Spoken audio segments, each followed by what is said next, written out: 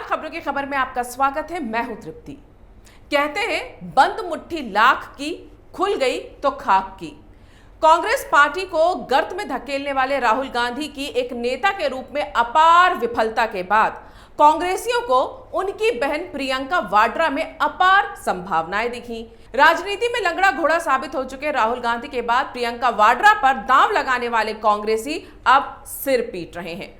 जब तक प्रियंका वाड्रा राजनीति में सक्रिय रूप से नहीं आई थी, तब तक इंदिरा गांधी की तरह नाक, दादी की साड़ियां पहनाकर उन्हें दादी की परछाई बताकर प्रचारित किया गया।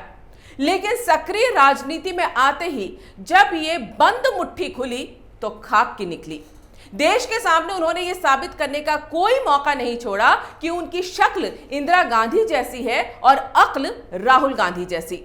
अब यह खतरनाक शक्ल और अकल का कॉकटेल कांग्रेस पार्टी के लिए जहर साबित हो रहा है। यूपी चुनाव में कांग्रेस महासचिव बनकर प्रभार संभालने वाली प्रियंका वाड्रा ने खुद को यूपी की बेटी साबित करने के लिए दिन रात एक कर दिए। लड़की हूं, लड़ सकती हूं कह कह कर अपनी दादी इंदिरा गांधी की नकल करते हुए लोगों से मिलने लगी। लेकिन नकल के साथ जिस अकल की जरूरत होती है, उसमें उन्होंने अपने बड़े भैया राहुल गांधी को भी मात दे दी है।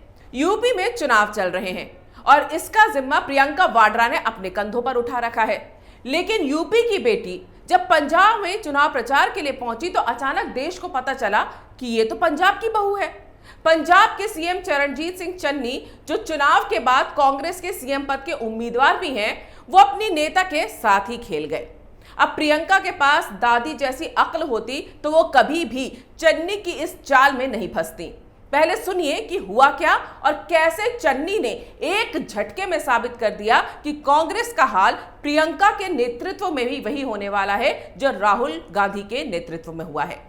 उत्तर प्रदेश में खुद को यूपी की बेटी बताने वाली कांग्रेस नेता प्रियंका वाड्रा पंजाब में सीएम चन्नी के साथ रोपड़ में एक रैली को संबोधित कर रही थी। अपने संबोधन के दौरान चन्नी ने पहले तो प्रियंका वाड्रा को पंजाब की बहू बताया, फिर पंजाब में रहने वाले उत्तर प्रदेश और बिहार के लोगों के खिलाफ नफरत फैलाने वाली बातें कहीं। इतना ही नहीं, यूपी बिहार के लोगों को पंजाब से बाहर निकालने के लिए लोगों को भड़काया। अब दिलचस्प बात यह है कि जब वो यूपी और बिहार के लोगों के खिलाफ नफरत का प्रचार कर रहे थे, कांग्रेस महासचिव और यूपी कांग्रेस की प्रभारी प्रियंका वाड्रा उनके पास में खड़ी होकर हंस हंस कर इस द्वेषपूर्ण बयान पर तालियां बजा रही थी। भाई पंजाबियों की नूह है प्रियंका गांधी, साडी पंजाबण पंजाबियों की बहू है। एक ही तगड़े होके एक पासे हो जाओ पंजाबियों। ये जेड़े यूपी दे, बिहार दे, दिल्ली दे भैया आके इत्थे राज करदे ने, बड़ नहीं। इस वीडियो को देखकर लग तो ऐसा रहा है जैसे चन्नी प्रियंका की चापलूसी कर रहे हैं और प्रियंका चापलूसी से काफी खुश भी दिख रही हैं। लेकिन चरण वंदना करते करते चन्नी ने कैसे उनके पैर के नीचे से यूपी की जमीन छीन ली, इसका उन्हें एहसास ही नहीं हुआ। दादी की नाक वाली प्रियंका को इस बात की भनक तक नहीं लगी। जिनको पंजाबी नहीं आती उनको मैं बता दूं कि चन्नी ने कहा क्या। चन्नी बोल रहे हैं कि प्रियंका पंजाबियों की बहू है, यूपी के, बिहार के, दिल्ली के भैये यहां आके राज नहीं करेंगे, यूपी के भैयों को पंजाब में फटकने नहीं देना है। चन्नी के इतना कहते ही वहां मौजूद लोग जो बोले सोनेहाल के नारे लगाने लगते हैं और इस दौरान प्रियंका हंसती रहती हैं और खुद भी नारे लगाना शुरू कर देती हैं और फिर तालियां बजती हैं। वो प्रियंका वाड्रा हंस रही हैं जो यूपी में कांग्रेस की प्रभारी हैं और दिल्ली में तो वो खुद रहती हैं। आपको बता दूं कि पंजाबी में भैये एक अपमानजनक शब्द की तरह इस्तेमाल किया जाता है। ये शब्द यूपी और बिहार के लोगों के लिए गाली की तरह इस्तेमाल किया जाता है। अब चन्नी ने प्रियंका के साथ खेल कैसे किया ये समझिए।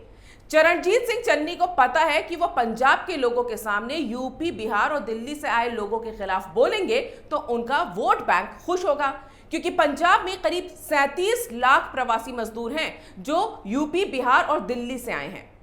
दरअसल हरित क्रांति के बाद पंजाब में खेती फली फूली और 70 के दशक में यूपी, बिहार जैसे राज्यों से कई मजदूर खेती और उद्योगों में काम करने के लिए मजदूर के तौर पर यहां आने लगे और फिर वो धीरे धीरे यहीं बस गए तो एक वोट बैंक भी बन गए।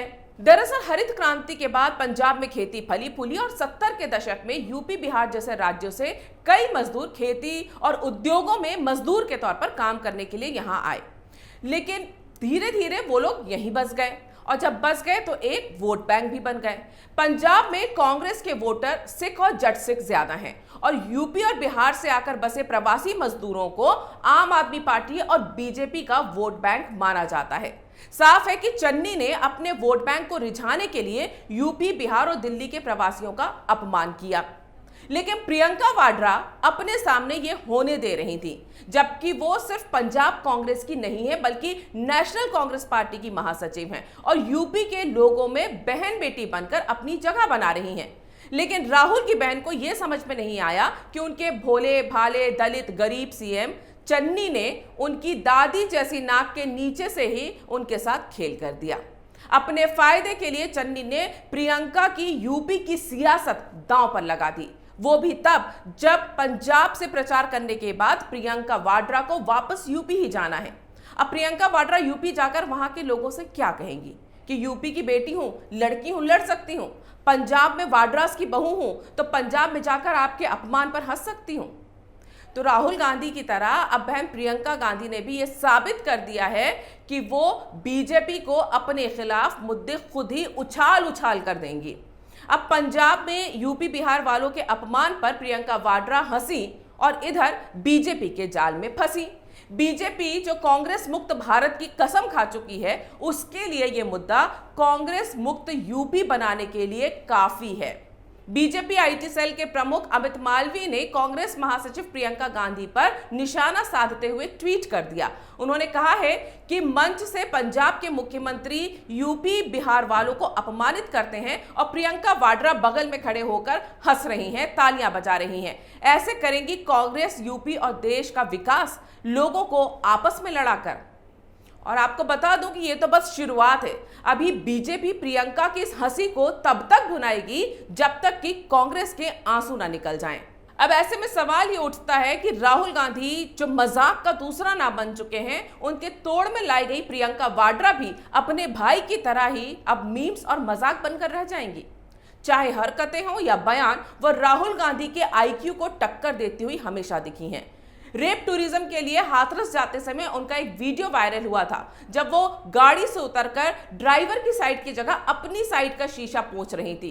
ये दिखाने की कोशिश कर रही थी वो जमीन से जुड़ी है, गाड़ी साफ कर लेती हैं, लेकिन जिस तरफ करनी थी ड्राइवर के साइड की वो साफ नहीं कर रही थी और काफी मजाक उड़ा था।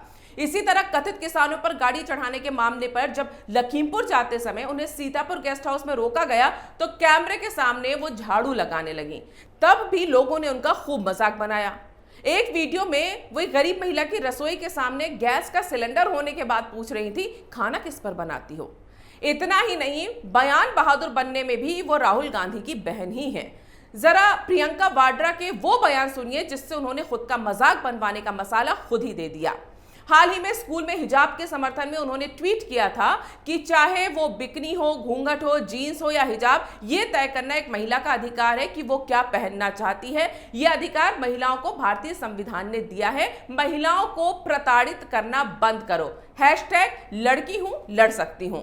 जब एक पत्रकार ने प्रेस कॉन्फ्रेंस में उनसे पूछा कि स्कूल में बिकनी कहां से आ गई, तो प्रियंका वाड्रा बगले झांकने लगी, जवाब देते नहीं बना उनसे।